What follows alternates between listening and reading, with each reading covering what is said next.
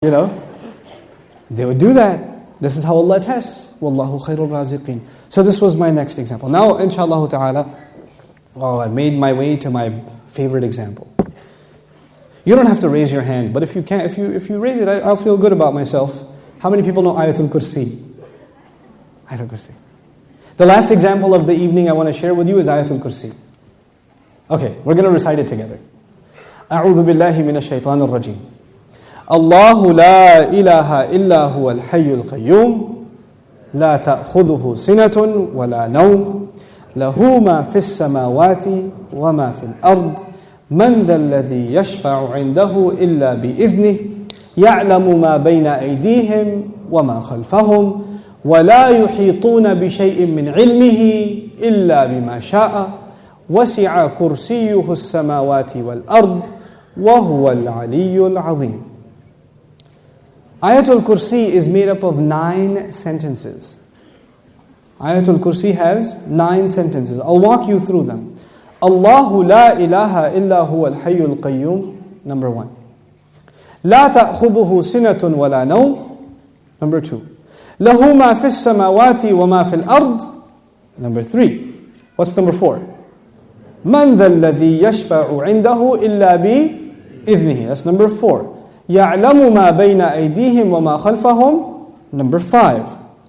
Then, وَلَا يُحِيطُونَ بِشَيْءٍ مِّنْ عِلْمِ إِلَّا بِمَا شَاءَ, number 6.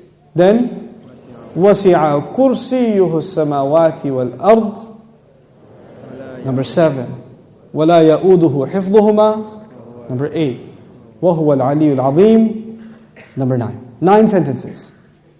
The first sentence is Allahu la ilaha illa huwa al-hayyul qayyum. It's a beautiful sentence which ends with 2 of Allah's names. What are those 2 names? Al-hayy, al-qayyum, the living and the source of all establishment. Everything stands and exists and is maintained because of Allah. What's incredible is that the last sentence, sentence number 1, has something in common with sentence number 9, which is وَهُوَ الْعَلِيُّ Azim. How many names of Allah in the last sentence? 2 names of Allah in the first sentence, 2 names of Allah in the last sentence. Okay. What's the second sentence? Before I go to the second sentence, let me tell you something about security. Security guards have a very hard job. You see those British guys that wear the funny hats at the towers? That can't smirk? It's a hard job. And one of the best jobs for college students. But if you get a if you're in security, you have to sit in your booth. You have to stare at the CCTV for hours and hours. And does it move? It's the same picture. And you have to look at it for 12 hours, 8 hours. It's the most exciting thing you've ever done in your life. What tends to happen when you're guarding something? You tend to get sleepy. You tend to get tired. When you're guarding something, you tend to so you'll see. Of course, you don't watch movies because you're very religious, but But in movies, they have these things called movies, and then sometimes they have an action movie, and the guy's trying to get inside a place, but it has a security guard, but the security guard is. So he grabs him, and he gets inside because the security guard's getting sleepy. You understand? Okay. Allah Azza wa Jal says about Himself, لا تأخذه سنة ولا نوم. Drowsiness. Drowsiness happens when you're tired. Your eyes start kind of closing a little bit. You're not sleeping, but you're kind of half sleeping like that guy over there. I'm kidding. But you're half sleeping. That's sina. And of course, what happens after that? What's the next step? No. First comes sina. Sina is like, when you go to Jumu'ah, and the khatib says, Inna alhamdulillah, alladhi nahmaduhu, nasta'in. Like that's sina. Okay? By the time he gets to Ayyuha al-ikhwatul kiram, that's known. Okay? That's known. Okay, so you know the difference between sina and known. Drowsiness and then sleep. Okay. This is the second sentence. The second sentence is, these are things that creation has. Creation gets tired and it starts getting drowsy and eventually it falls to Sleep. Or sometimes you tell yourself, no, I'm just closing my eyes, but I'm not sleeping. Okay, let me just close my eyes for a second. You're gone. You're finished. Okay? Now here's the thing. I know something about sina and noam because I'm a teacher by profession.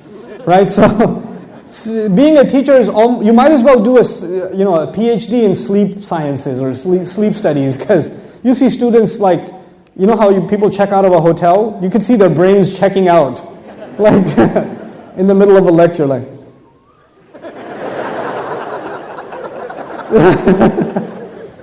It's the best. This is the second sentence about sleep, about exhaustion and sleep, drowsiness and sleep. What was the second last sentence? وَلَا يَؤُودُهُ حِفْظُهُمَا. Guarding the skies and the earth does not exhaust Allah. When someone's exhausted, what do they get? Sina and noam. The second sentence is actually connected to the second last sentence. لا تأخذه سنة ولا نوم ولا يؤوده حفظهما. He says, له ما في السماوات وما في الأرض. He owns whatever is in the sky and the earth. Now before I tell you further, you need to understand the difference between two words, two names of Allah, Malik and Malik. Two names of Allah, Malik and Malik. I hope I can explain this difference to you, because it'll make you appreciate these ayat like nothing else. Malik is an owner. Malik is an owner. Malik, I already told you today, what is Malik? King. Is there a difference between a king and an owner? Yes. You are the owner of your pen, but you do not say, I am the royal sovereign of this ink pen. You don't do that. That doesn't make a lot of sense. You understand? Owners can be of small things. You can own a car, you can own a computer, you can own a phone, but you're not going to be the king of it. Kingdom is used for big things. Here's another problem. Ownership is about property. It's about property. But kingdom is not about, you're not the king over a tree or the king over a piece of land. You're the king over the people who live in that land. Kingdom is about controlling people. Ownership is about controlling objects. There's a difference. Now Allah says, لَهُ مَا فِي السَّمَاوَاتِ وَمَا فِي الْأَرْضِ. He owns whatever is in the skies and the earth. What is the ayah about? Ownership. The ayah is about ownership. And ownership, one thing about ownership, it's micro. So every single thing is owned by Allah. Okay. What's the third last sentence? Anyone remember? وَسِعَ كُرْسِيُّهُ السَّمَاوَاتِ وَالْأَرْضِ. His throne extends to the skies and the earth. When Allah talks about His throne, He's talking about His kingdom. One dimension of control is ownership. The other dimension is kingdom. Both completing the picture. Because if you're just an owner, you're not a king. And if you're just a king, you're not an owner. And by the way, let me tell you the difference also. Nowadays in some countries we have kings. You can be the king of an island. But does that mean you own everything in that island? No. Allah is the owner of all things and the king of all things. Both of them are necessary. Just because you own, and by the way, it could be that somebody owns all the property but they're not the king. Is that possible? They own the property but the king is someone else. So they have property ownership but somebody else has authority. Or somebody has authority and no property ownership. But Allah is Malik and He is Malik.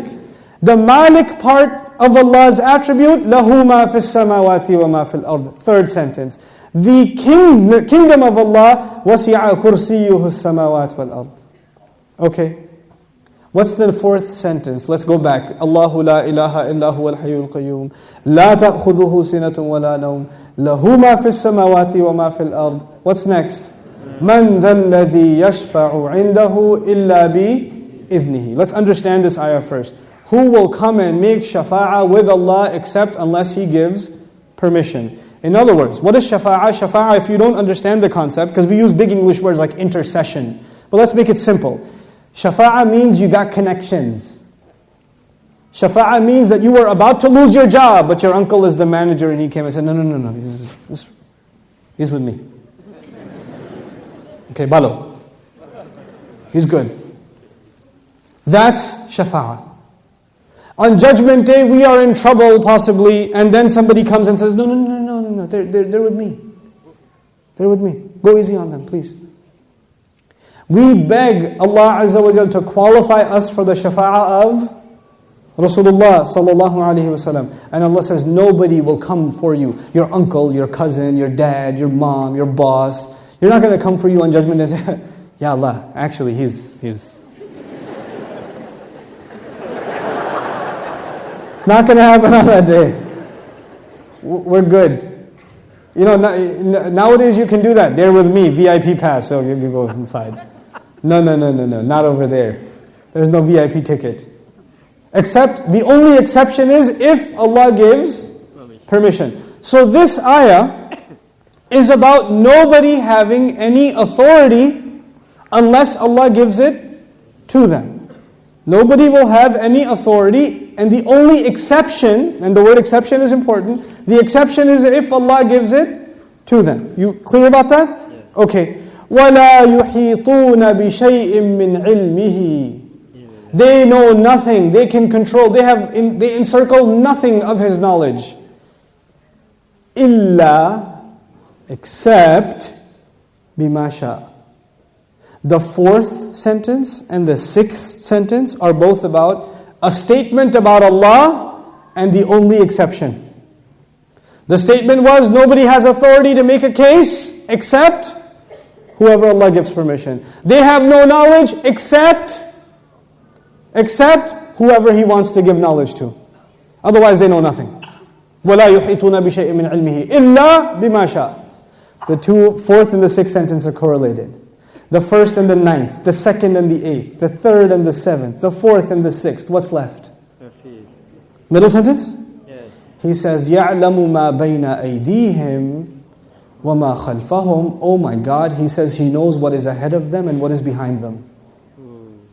And He knew what is coming ahead in the ayah and what was behind in the ayah. He put in the middle of it is, I know what's ahead and I know what's behind.